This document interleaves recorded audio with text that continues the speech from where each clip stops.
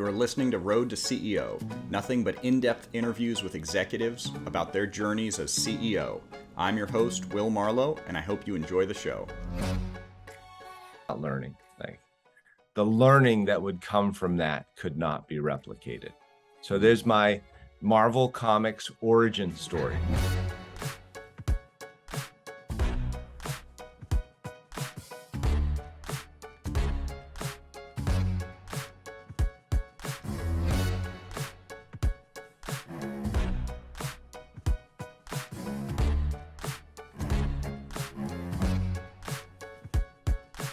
I'm here today with Andre Carrier, the CEO of Eureka Casino Resort, a company that operates resorts and casinos in Nevada and New Hampshire. Eureka is the only 100% employee-owned casino company in the U.S. Carrier began his career in the resort and gaming space, and he's had a series of interesting roles, including as COO of the Golden Nugget in Las Vegas. We're going to talk about all sorts of things. Andre, thank you so much for joining us on Road to CEO. Yeah, thanks for having me. I'm intrigued to have a good conversation with you. Yeah, well, let's start right at the beginning. How did you get into the resort and gaming space? I like to say I came to Las Vegas for 3 months 30 years ago. So perhaps I'm as surprised as anyone to still be in the casino business in Nevada centric for so long. I grew up in New England. I went to Cornell University, and like so many other people in the hotel school, there were a few companies that you thought you wanted to work for when you left. One of those was Four Seasons. I had accepted a job with Four Seasons. I had gotten my hotel assignment. I was headed off to the Olympic in Seattle, which at that time Four Seasons had flagged. And a former classmate of mine came out, and he was doing a project remodeling what was then the Hacienda Casino on the Las Vegas Strip, which is, Hacienda was famously blown up and on New Year's Eve in 1999 in front of a national audience. And it was so disappointing. It just kind of tipped forward instead of blowing up. It was a resilient bugger. And it is now, of course, where Mandalay Bay is. So I went out there I said, well, geez, how long, and I was kind of thinking maybe if I only stayed for a few months, I could still start my job at Four Seasons in September if I was deadly wrong about this. By the time it was my due date to show up in Seattle, we were so entrenched in projects across the United States, as this was 1992. And gaming legislation was on the books in Iowa, Illinois, Mississippi, and the federal government had now passed binding legislation to allow gaming on Indian reservations. And so, by probably November or December of that year, we were actively negotiating compacts with a couple of tribal nations, and we were on file for applications and license for gaming applications in Illinois and Missouri and in Mississippi. And so I just kind of arrived at this seminal moment in the casino industry across America. And the learning, because this is about learning, the learning that would come from that could not be replicated.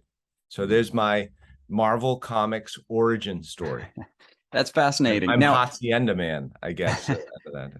So that's fascinating. And do you have thoughts on, so what drove the changes in the laws in the gaming industry at that time? I think, look, it was largely financial. I think states were facing shortfalls in budgets for all kinds of things. And I don't know that there's ever been a moment where, there isn't a contemplation of how do we get more. Mm-hmm. I want more money for, complete the sentence, education, for social programming, for reduction of debt, and so gaming turned out to be a promising and effective way to generate incremental capital. I mean, in the end, it's voluntary taxation. right? No. Not everybody will go to a casino, but under kind of the freedoms that we enjoy in our republic and democracy, some will. Mm-hmm. And those people will pay a tax and provide for everyone else in the social construct. So, I'm kind of sitting here in New Hampshire. I'm in New Hampshire today, who, perhaps has one of the most enlightened regulatory constructs around gaming, where gaming is charitable, where 35 cents on every dollar goes direct to a charity every day.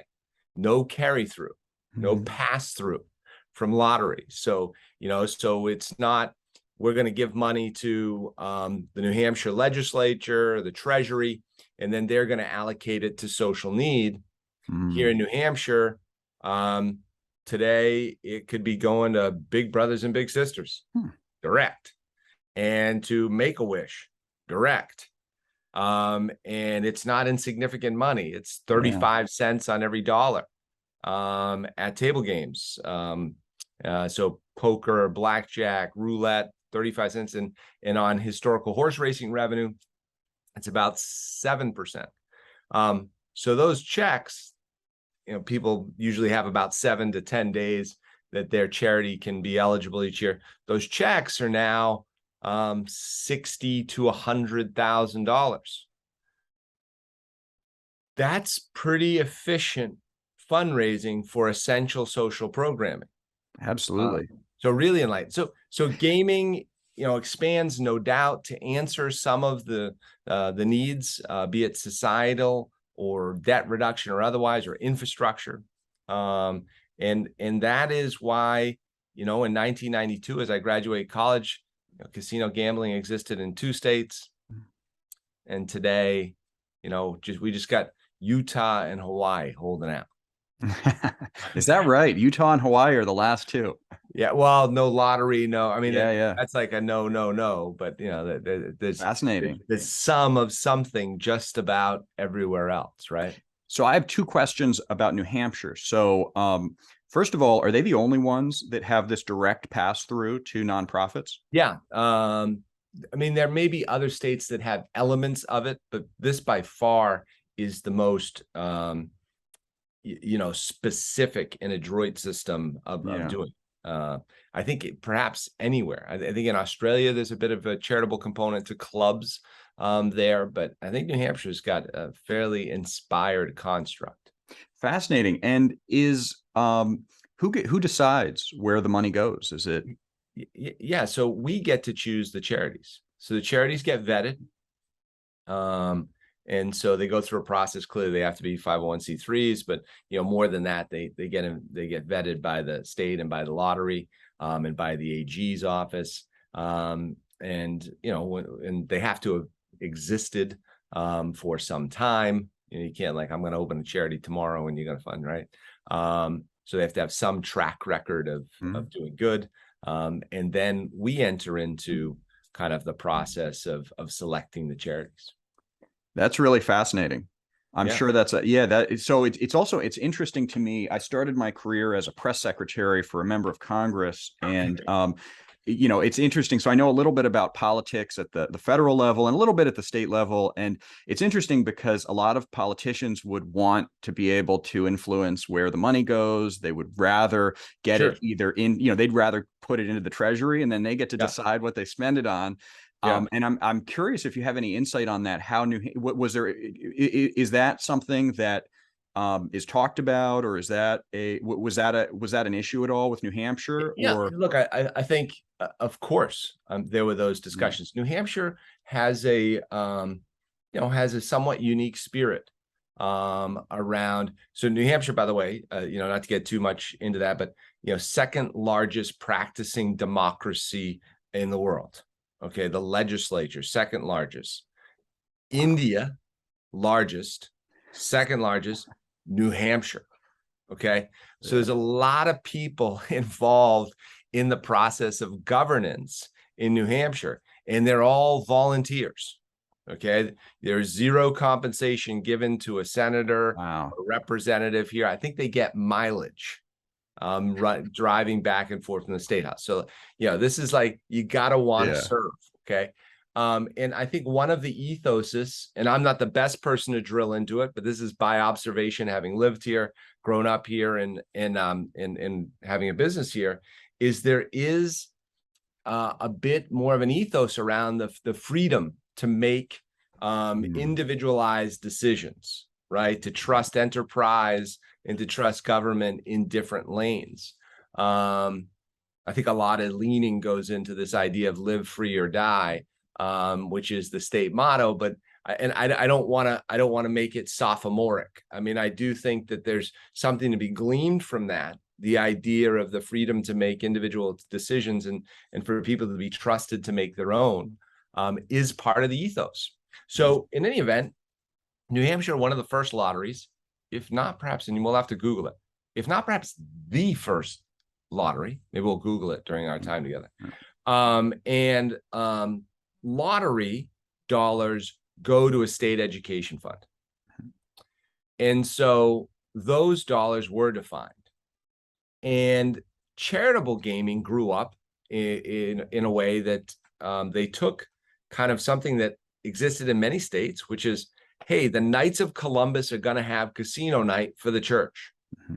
And so this kind of third-party company came into the basement of St. Francis, and they set up some tables, and we bought some chips, and they put on a casino night, and $2,400 was raised for the Knights of Columbus, right? Existed a lot of places in America. And they said, what if we reverse engineered it? You don't have to move the tables around to the basement of St. Francis and St. Joseph's and St. Mary's and St. Anthony's. You stay in one place. But tonight, everybody who comes into the casino, they're going to get they're going to be gambling for the Knights of Columbus at St. Francis. That was a simple construct. And from that, they realized, geez, maybe you can do a lot of good, which is what brought us here. Very interesting. As a core values centric company, one of the things that we're privileged enough to contemplate is this idea of do all the good you can for all the people you can, wherever you can, for as long as you can, right? I mean, there's more to that statement. But that is unique to what we're able to do as two things. Initially a 100-year-old family business, and more recently a 100% employee-owned company. We find ourselves often indulging in that contemplation. And so we encounter this opportunity in New Hampshire. We really looked at it through that lens. I hope you're enjoying Road to CEO.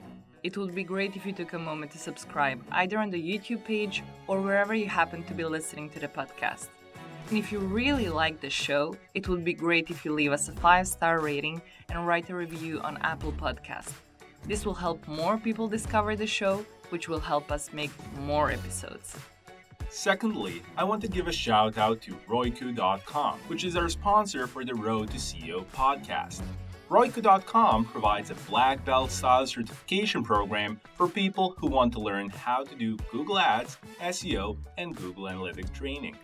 We use Royku.com to train our team at the Marlow agency, and so we love the program, and it has made onboarding new team members much easier and faster, and it also ensures that everyone on our team has an excellent baseline of knowledge for managing paid advertising campaigns.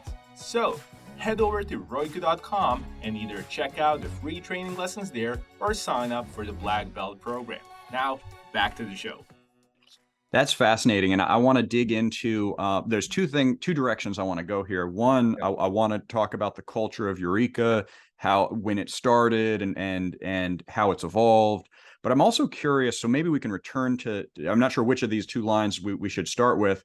I'm also curious because your career in gaming started in the early 90s. And so that means that it was pre-internet gambling and internet gaming. Yeah. And I am curious, how that has impacted things and what is the influence of that on the trajectory of the casino industry. So I'm curious, do you want to start with that and just see, does that have Yeah, look, a role in Eureka? Is there an yeah, online component?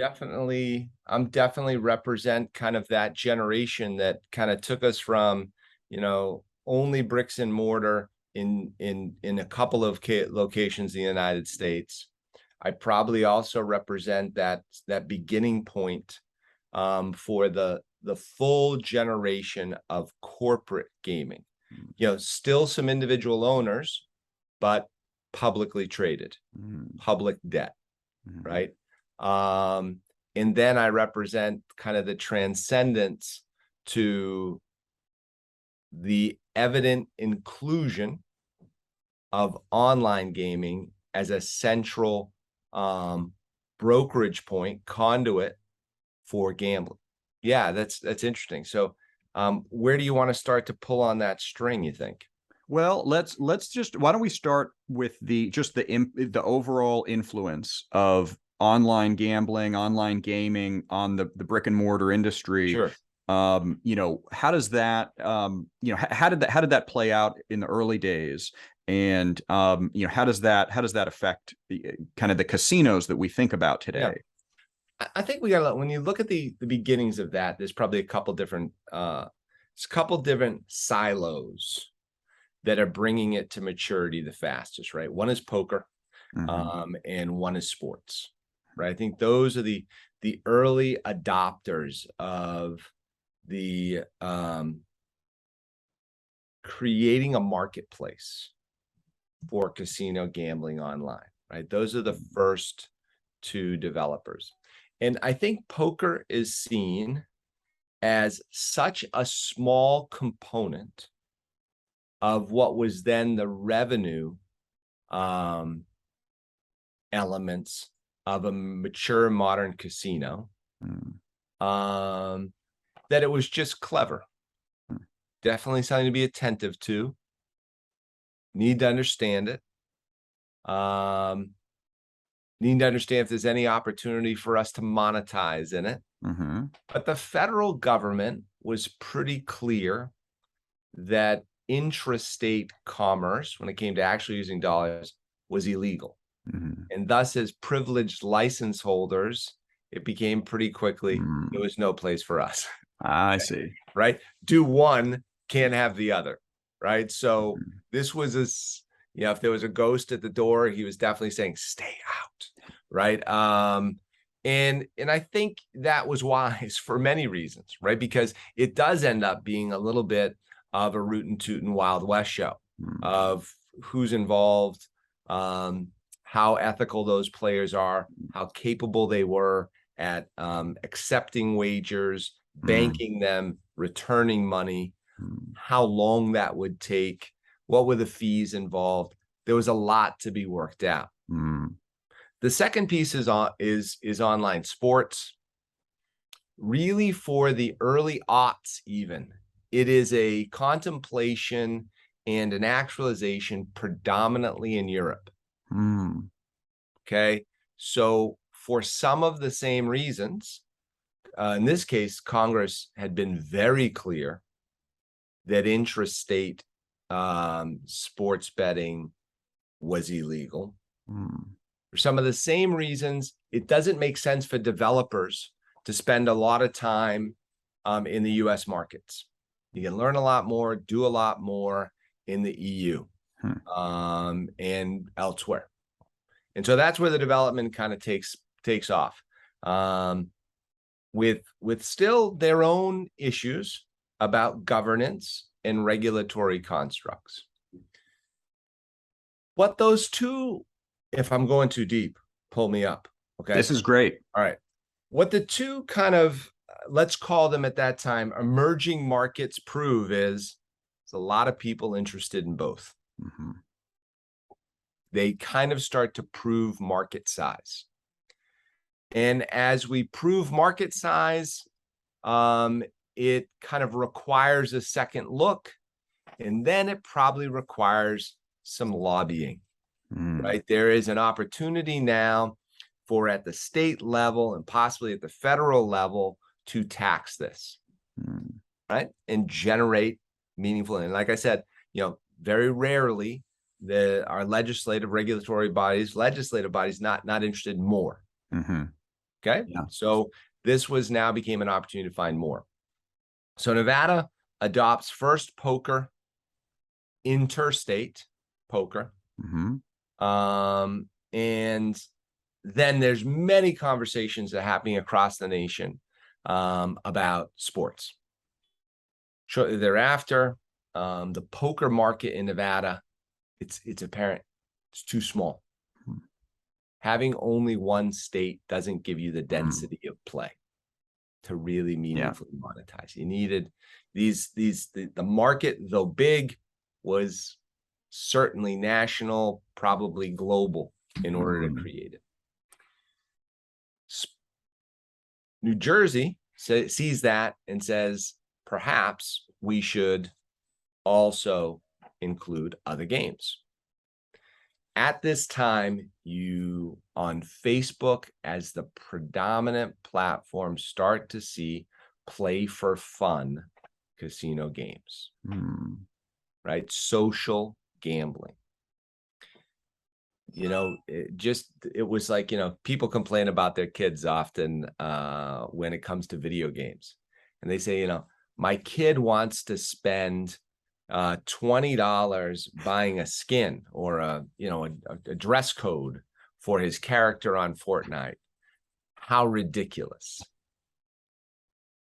Meanwhile, we're watching play for fun casinos where people are using real money to get additional credits to earn bonus points to get more free play. It's kind of right? Fascinating. Yeah. So in a way, the market's being proofed again, this time through social media predominantly. Wow. as the marketplace. And New Jersey sees this and sets up a methodology by which to monetize it. And albeit probably slower in its ramp up than anticipated, I think it's a viable test.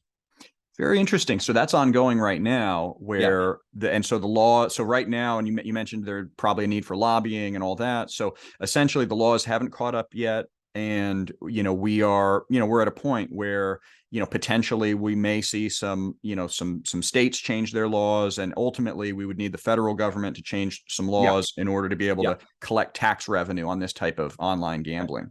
And probably answer the question, who has the rights to the tax revenue? This is no different than online retailing, right? So if I am sitting with you today in New Hampshire and I make a wager on a national platform where tax is paid on both fronts, on the bet itself, on the winnings, and on the player winnings, how does that get accounted for? Who has the rights to those incomes? There are questions that still, when you talk about something happening nationally or internationally, clearly regulatory questions that still very much need to be answered. But, we're seeing sports betting, of course, state by state, both online and bricks and mortar, get regulatory approval. And so we're showing that the access to wagering is growing, and of course the revenue creation from it continues to expand, and the number of players in that space is expanding as well, right? Well, I know that from my perspective, I've seen more advertising for sports betting in particular over the past, I want to say 6 months to a year. It's hard to say exactly, but you just definitely see it being promoted around major sports events, very heavily with video ads, that sort of thing, all digital. So you can tell that things are happening. And very similar to online retailing, there is a thought that owning the customer at these early stages is what's most important. And how much one has to spend to own the customer and to find loyalty is what the markets are currently testing. There was Amazon, if we were thinking about it, maybe even 6 years ago, maybe 5 or 6 years, Yeah. we still would not have clarity on whether Amazon would have definitive ownership of online retail when it came to ownership of customer. I think today we doubt that less. Absolutely. Yeah, I think I would agree with that completely. I mean, I'm not saying they do definitively. I'm not saying Walmart doesn't have another act, and I'm not saying that there aren't specialty retailers where people go direct, and maybe that will become only more pervasive in the years to come. I'm mainly making the observation that from a real share of the online market, Amazon has made substantial inroads to own the customer. Yeah. Yeah, I see that myself quite a bit. I mean, we see massive consolidation, and the easiest consolidation in the retail e-commerce space can be seen at the smaller level. Walmart still has a viable options, Target, there are big companies that have viable options, but it is much more difficult for the smaller operators to compete with Amazon in particular. It's just too attractive. There's too many sales being made on Amazon. And I think you're absolutely right. I mean, that was not clear that was going to be the case 10 years ago, certainly 5 years ago. It's just gotten more and more. And there were some certain moments where you kind of wondered if Amazon might lose some share, and that really has not happened. Yeah. So I think we're going to watch the same thing happen in sports. Interesting. Perhaps over the same timetable, perhaps over an accelerated one.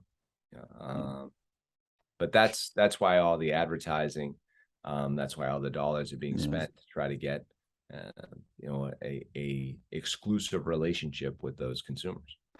So it's interesting, and I'm not an expert at all in this field. That's why I'm talking to you. I'll add, though, there is another category of online service that does not have as much loyalty, and the category I'm thinking about would be ride sharing, and where people will have multiple apps, and then they'll go with whichever one is more favorable to them. Or same thing with companies Groupon, Postmates, exactly. Uber Eats. I mean, there's a lot of punching still going on there, and now the restaurants are kind of fighting back. And they're getting a platform to go direct. I mean, I kind of start to follow Clover, who has a pretty wide network of point of sales cash registers and a lot of small restaurants, independent restaurants all across America. And between Clover and Toast, you're going to be able to go direct. And so, that play may just be getting to the second act. So I think we're early on in that one. Yeah, I could see that. Okay, so I would love to segue now and hear a little bit about Eureka. And so you mentioned that it's 100-year-old family-owned company, or maybe not family-owned anymore, but 100% family run company. I'll give you a funny story about that. So our origins is as a family business, and a long-standing family business. And in 2016, after much research, predominantly revolving around this point of impetus, that our hospitality divisions were now coming up on 25 years in business. So that meant a lot of our employees had been with us for some time. Depending on how old they were when they hired on, they were now closer to retirement than they were starting their careers. And we had about 16% participation in 401k. So like many hospitality companies, we had people who had jobs with us for many years, but were really nowhere closer to financial independence. And this question kind of plagued us in a way.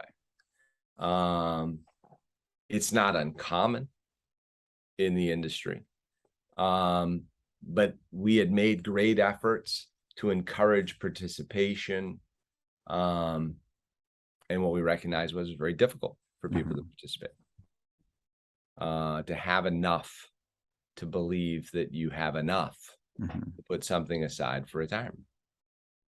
And so we began examining different ways forward. And through it, as if everything in life, kind of someone comes into your life with some new experience and shares it. And as his friend shares this experience, my partner and I, Greg Lee, kind of listen to this going, this is interesting. And we start kind of really learning more about ESOPs. ESOPs, Employee Stock Ownership Plan, created by the IRS and the Department of Labor in the early 70s. One of maybe the more divine constructs of both agencies. And when you look at the purpose for them at the time and today, it's because prior to recently, one of the things we talked about very much in this country was that we didn't have enough money to fund the long-term social contract that is Social Security. That at odds were these two issues of consistently growing national debt and a consistently growing long-term liability to seniors in our social construct, right? That had been a consistently batted about issue, right? We'll leave it at that. And so ESOPs, in a way, are recognizing that, and they say, hey, so long as the purpose of your company is to grow shareholder value for the long-term retirement benefit of your employees, you don't pay federal income tax. Oh. You take that money that you would have to pay taxes, and that's the cash that you use to pay people when it's their time to retire or when they leave the business. What people sometimes don't understand about ESOPs is they actually have portability, unlike some pensions, right? Some pensions, it's you vest in year 20, become pension eligible. If you leave in 19. Yeah. Right. Yeah. ESOPs are different. If you leave the company, I like to believe no one leaves this company unless situations outside of their joy and love of it cause them to leave. But they got to go take care of their mom who is fallen ill in Cleveland. And after 10 years with the company and they've got to go, they take their money with them. And so long as they put it into a defined retirement benefit plan, like an IRA, they pay no tax on it until, they retire. If they take it and buy a boat, just like taking money every 401k, you pay tax and then some, right? The government doesn't like you using money intended for retirement for things other than retirement. So this ESOP vehicle becomes very attractive in understanding it. And we believe that this could be a difference maker. You could now take a hospitality worker who spends their life doing something I hope they like and enjoy. And at the end of their 20-year career, they could have a meaningful reserve, something that along with their Social Security allows them to live with less fear, more confidence. And so 6 years into that journey, it's first of all, it's quite an accountability. It's one thing you look at, quite an accountability. We've got over 600 people now in the company. And over about 500 of those people are in the ESOP, have to be here for a full year. And so it is appearing to be a way where people who are hourly wage earners can earn enough shares to have certainly, this one's easy, certainly more money in their retirement than they ever could have imagined they would have been able to save in principle in their 401k, right? We could have simply never paid them enough to save that amount of principal. Right. And from a share growth standpoint, because they are actually getting shares. And get this, because we want to know how ESOPs work, and like the IRS, well, holy smokes, this one's going to be complicated. Get how simple this is. The IRS system and the DOL system says this: if you want to determine how many shares an employee gets, you take their pay as a percentage of total payroll in the organization. So if total payroll in the organization is $100,000 and John Miller earns $10,000, at the end of the year, when we distribute the shares, John Miller gets 10% of the shares. Straight ahead. Fascinating. Not complicated math. So, and that's 10% of the shares distributed that year. Distributed that year. And companies can choose how long to distribute their shares over. In our company, we distribute shares over the long term, multi-generation, 30 years. Okay. We'll distribute shares for about 30 years. So that, and that was intended to promote longevity. When people retire or sell their shares back to the company, and that's all that happens when you leave the company or you retire, you simply sell your shares back to the company. Company gives you cash, probably take that cash, put it in an IRA or something to get a turn on it. And so it can begin to provide income for you. And then those shares get returned to the pool to be redistributed. Fascinating. And, so far, so good. When we look at the kind of dollars that people are earning, the share price is examined once a year by a third-party valuation firm. That share price is what is used for anyone leaving the ESOP that year. The good news is, if you believe the ESOP will be worth more in the future, people with a lot of shares actually sell their shares back to the company over as many as 5 years. So they can get the ups, so to speak, as if the company is to be worth more over time, which is the hope. I see. So, and our employees have been, fortunate. We were able to grow the business. I'm here in New Hampshire. We were able to add another business unit, and as effectively a long-term retirement benefit, you want to be able to diversify the company, both geographically and within industry. And that's what we've done here in New Hampshire at the Brook. That's fascinating. I appreciate you going into some detail on how the ESOP works. So it's 100% employee owned. Is that right? So what's the biggest challenge with implementing this?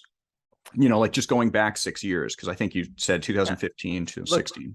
Education is the most difficult part. Administratively, there's absolutely things you have to learn to do well. Educating yourself on what those things are takes time. And then educating all of the members on what it means. Turns out you got to explain it quite a few times, and it's something you have to live a little bit, right? That first year, you get your first ESOP statement, you get a few shares, not worth much more than when they were issued. And I don't know if this is meaningful. But after 6 years of kind of getting together, talking about what it means and seeing that share price grow, seeing the number of shares in your accounts grow and seeing your overall value grow, you start to understand it. So education over time is the biggest hurdle. I think I was circling back actually on the story I was going to tell you. Our company used to be called Eureka Casino Resort, a family company.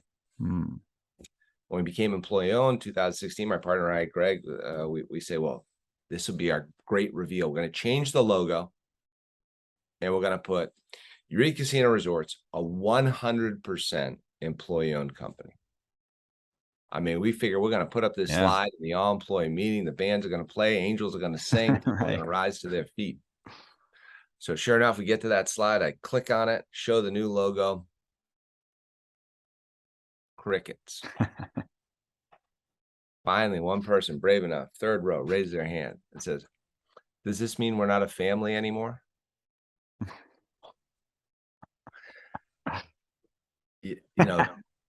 Wow. Dagger.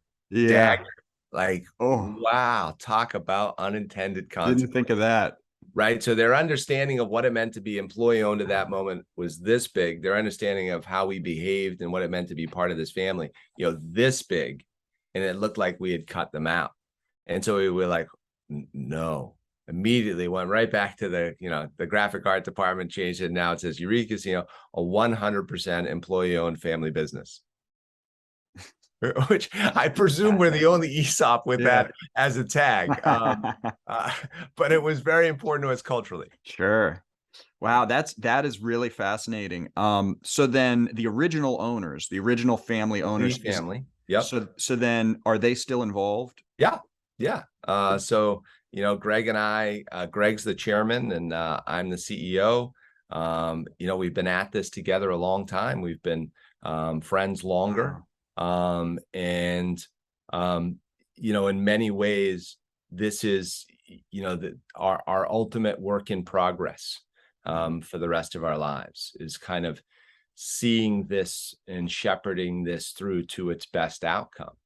It's, to say it's a unique platform as the only one, is a bit of an understatement. So, it's incumbent upon us as the only one to see what differences should be exploited to benefit the business, benefit our community, benefit the industry, and benefit understanding. So really, it's incumbent upon us to make sure we're thinking through all the time how these differences can make us better. Yeah. We have a mantra inside. We say, good, better, best. The St. Jerome prayer, good, better, best. Never let it rest till our good is better and our better is best. There's much to be done when it comes to this opportunity. Yeah, that's really fascinating. Now, so I've got a question. I'm not sure if you'll be prepared to answer this one, but so you've been with Eureka for a long time now. Before and after this change, has employee retention changed in any way since 2016? Are people staying longer, or maybe they were always staying a long time before? Yeah, look, this was a company where people joined and stayed, and we had done a lot to incentivize that. We were blessed to have it be that way. Pandemic comes in, and I don't know if I said that sentence that way, but pandemic came in. I think it sure did. It's an accurate statement. statement. In fact, it sure did. Yeah. And we close and we go back to our core values. I say we're a core value centric organization. It says, we serve our guests, community, and one another with care, compassion, and dedication. First thing we did was say, hey, how do we keep as many people with a paycheck as long as we can? Second thing we did is said, what's scarce and hard to get? Turned out all kinds of things were scarce and hard to get. So we opened up a food bank on property, so people get groceries from us, from their company every week, including toilet paper. And because we believe in good, better, best, St. Jerome's prayer, we try to get better at that every week. And by the end, we had like the fastest drive-through grocery distribution system anybody ever seen. Wow. We're running it through the front valet, 2 lanes, so we just really spent time on that. Second thing we did was turned out testing was scarce. So in our community that we served, we improved testing capacity geometrically. Third thing that turns out was going to be scarce was a vaccine. And when we found out there was going to be vaccine, we realized there was no supply chain solution for how that vaccine went from vials to arms. So we built a best-in-class mass vaccination facility at our property, the Rising Star. We did the booking engine, we did the marketing, we did the coordination with everyone from the National Guard who was distributing it to the local medical and personnel who could administer it. We did the record keeping, the back end, and built the capacity to vaccinate probably in excess of 3,000 people a day if fully deployed. Fourth thing we did was say, I think this could affect our industry forever. And we funded $1 million prize for innovation to address those issues, which were going to be short-term obstacles to returning to normal business, but long-term risk factors, because it should now be apparent this could happen again. Mm-hmm. Yep. And with that $1 million prize in partnership, we're happy to work with the business school at the University of Nevada, Las Vegas, which my partner's family endowed the business school there, the Lee Business School. And boy, howdy, did we get some incredible products brought forward. Everything from biodegradable sheets, so single-use linens. Wow. Berlin is still out there today, incredibly, it's funny things you do, but like the idea of we put our bodies on our sheets, we put our face on the pillow. Yeah. The idea of a single-use pillow or single-use pillowcase that will only ever be unique to me. It's like, how did it take a pandemic to make that relevant? I don't use anybody else's toothbrush after they say I was washed, right? So I leave that for your audience's contemplation.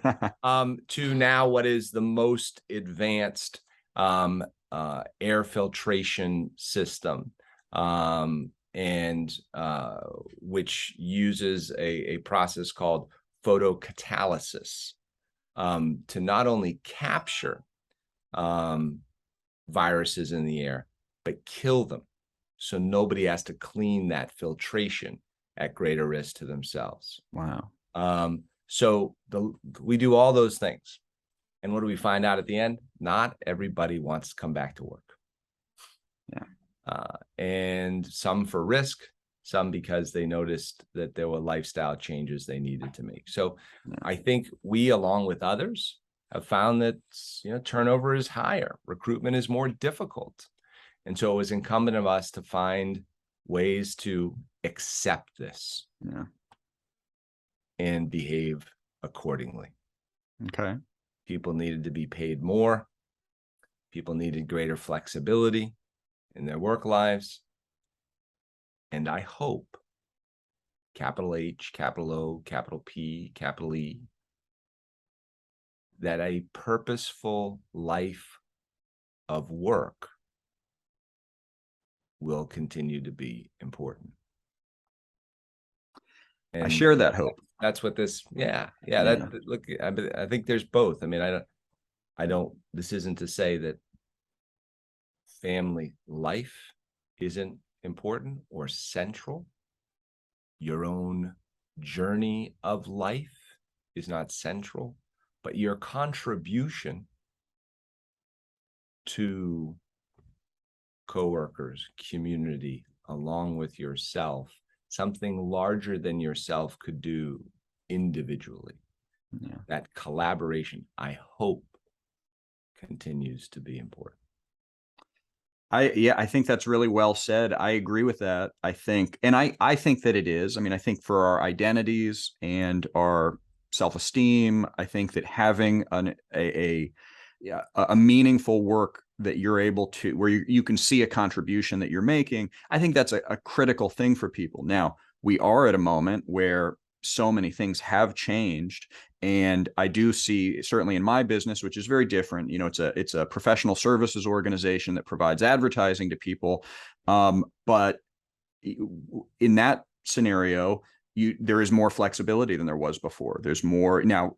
In my type of business, you can work in a distributed manner, and so the flexibility is easier to come by. Without that flexibility, I would imagine that I would have seen more turnover than I have, simply because clearly some people have changed some of their preferences, and even if they don't want to work from home all the time, they now seem to need to work from home more often. Yeah. And you put something in there, need, want. Yeah. We got to recognize there are those people who now need, not just want. There's some people who just want. Yeah. May not need. No, I think that's exactly correct. And that's exactly right. And so I think a business like mine, where you don't have the, where you can, it might be a little easier to balance that because it's not on now, but it sounds like you are still making those changes because you said flexibility. So how does the flexibility work in a business like Eureka? Yeah, look, if there are those positions where you can work remotely, you can work somewhat remotely over time, you should examine what those are. And if they can be done well, you should get busy doing them. Yeah. And in customer facing areas, you have to accept, what can't be, and you have to examine things like hours of operation. What can you actually do well? In Las Vegas, from, reputation 24/7, 365. I don't know, walk around Las Vegas right now at 2:00 in the morning on a Tuesday. See if it feels the same level of 24/7. Maybe we had to make some compromises. Yeah. Maybe the level of service we can provide at 3:00 in the morning in a coffee shop or in a restaurant or a bar is not what it once was. Perhaps those are some of the concessions that you begin to make.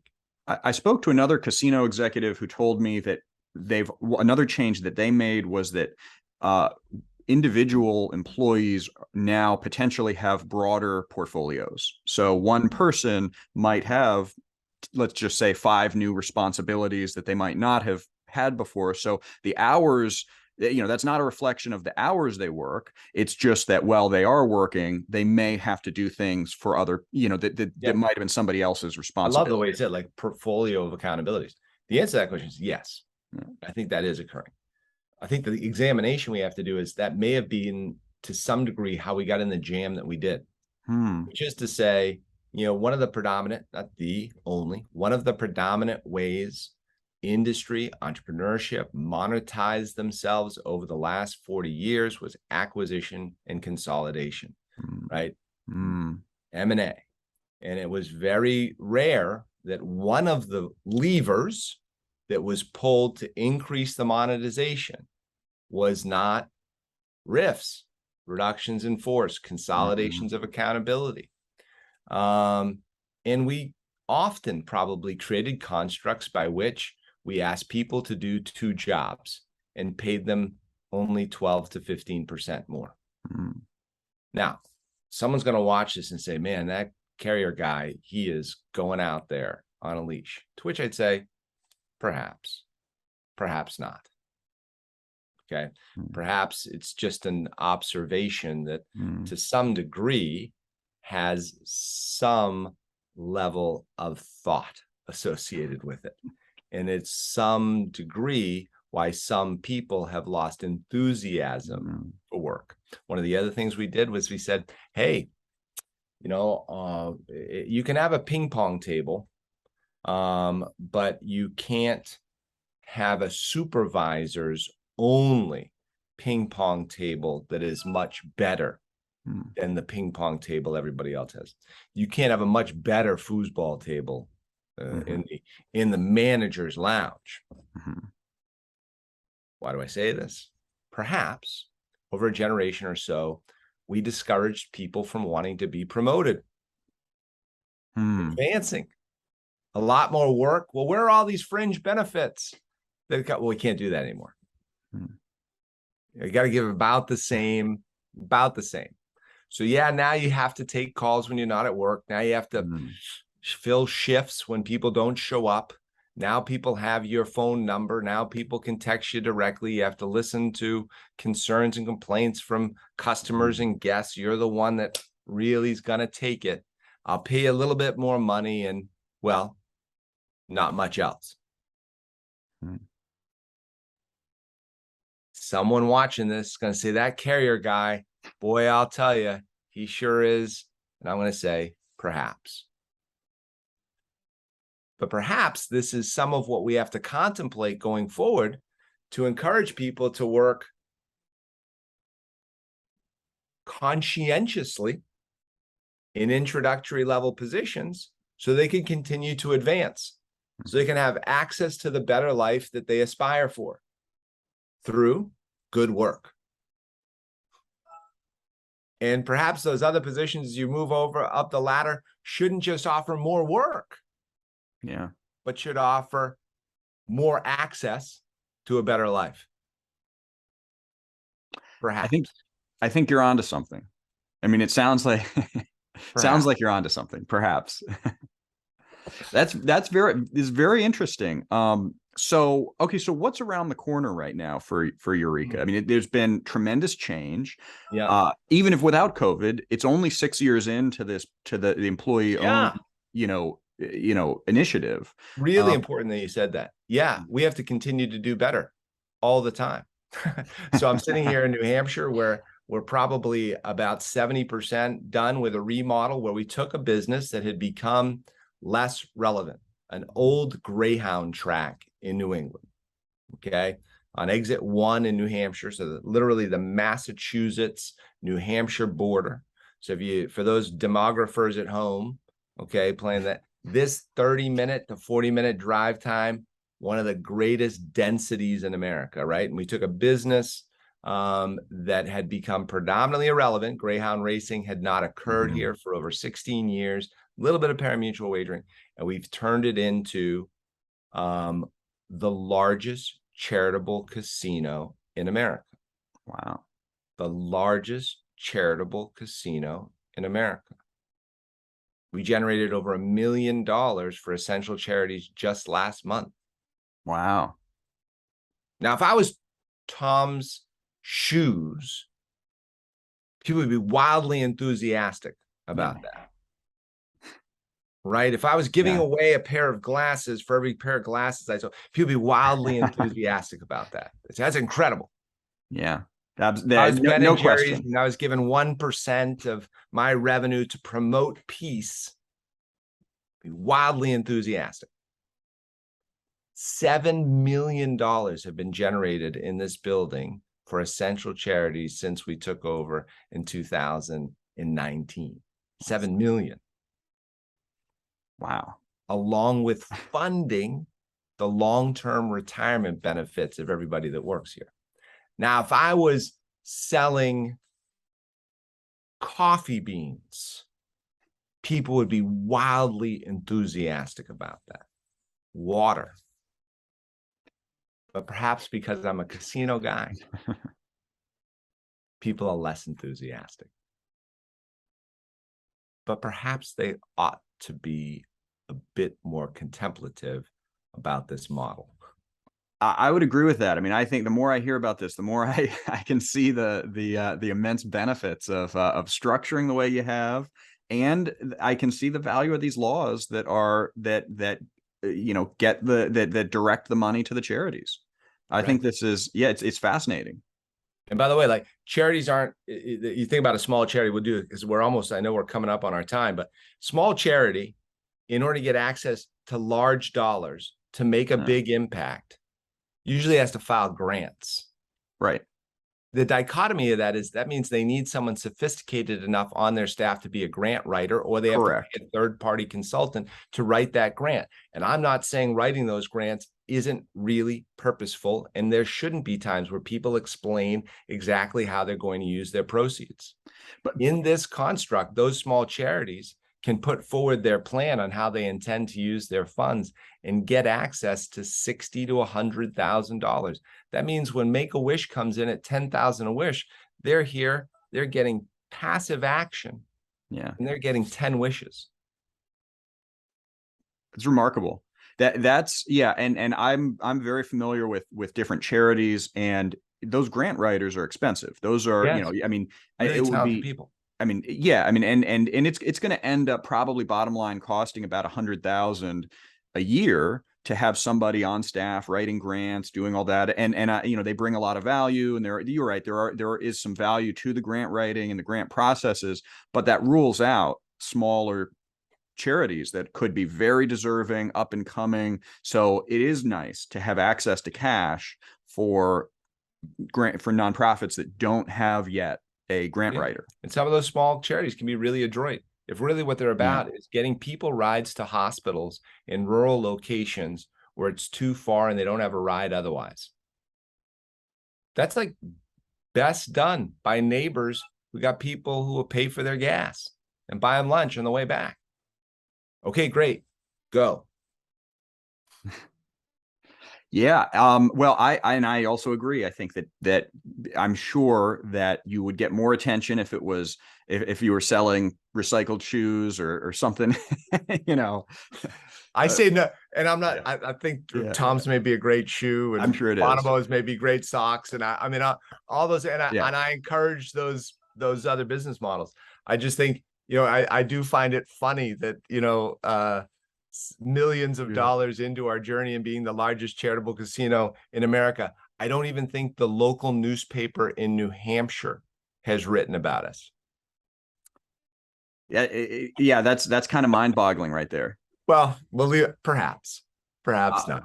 Well, yeah, I mean, I think as a former press secretary, I am somewhat critical of how the news media chooses to report. So I'm a sympathetic ear on that front. I think, I mean, there's obviously a very newsworthy element to all of this.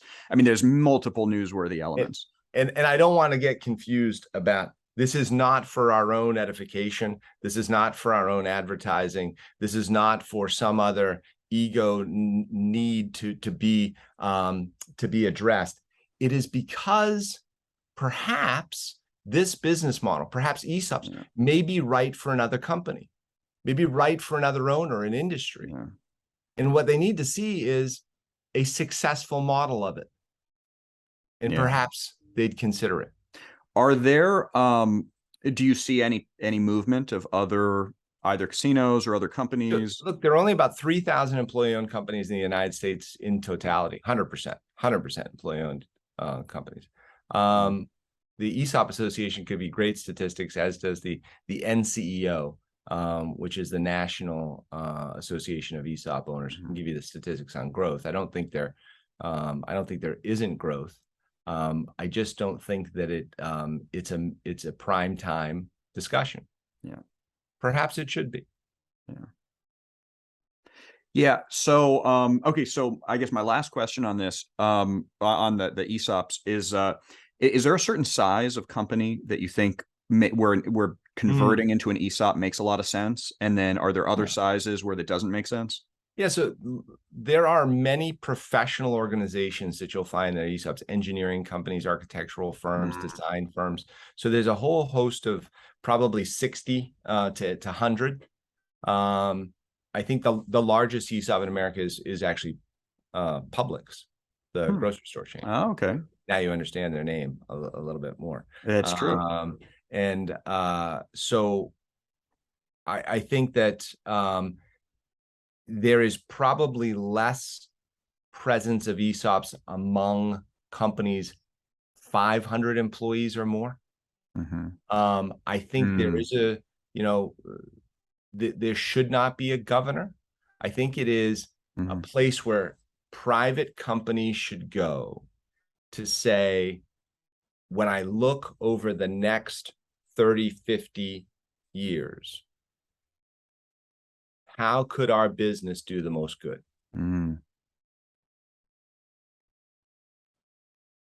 And I'm not saying it would be ESOP, becoming an ESOP. I'm saying perhaps our company and others have done enough good to compel you to evaluate it. Well, you've convinced me. I'm certainly going to be spending some time looking for others in the ESOP space and just looking into it. I think it's a fascinating model, and I think there's a lot that you can learn from it. Well, we're always I'm always excited to discuss it and discuss the possibilities. That's for sure. Yes. Now, okay. So just one more question on the future for Eureka. So you mentioned the converting the Greyhound track, and now it's a very successful new operation. Is your model moving forward is your growth model to identify kind of undervalued or other kind of gaming properties, and then rehabilitating them, acquiring them, and relaunching them? Is that a big part of what the future holds? Core values, go back to them. We always have to continually improve. So that means you have to continually improve the products you have. You can expect a lot from our Eureka property in Mesquite over the next 3 to 5 years to get better. We'll continue to get better here at the Brook, and then continual improvement means also evaluating and embracing the changes in the market to further diversify the company, so that our employee owners have that have better balance in their retirement plan. So we'll continue to kind of seek other opportunities in our broader hospitality segment, and perhaps look for areas where bringing a hospitality mindset to an industry could improve it. So, we're a 100-year-old family business and the only ESOPs, or a 100% employee-owned family business. I think you can expect us to be working hard for a long time to get better and better. Andre, thank you so much for joining us on Road to CEO. How should people reach out to you if they want to reach out to me? The easiest one is Andre at eurekamesquite.com. Andre, Andre, at eurekamesquite.com. We'll put that up in the show notes if anybody wants to reach out. Thank you again. This has been a very enlightening discussion. Hey, I enjoyed our chat. We'll do it again. I'd love to have you back. All right, well, all the best. Bye for now.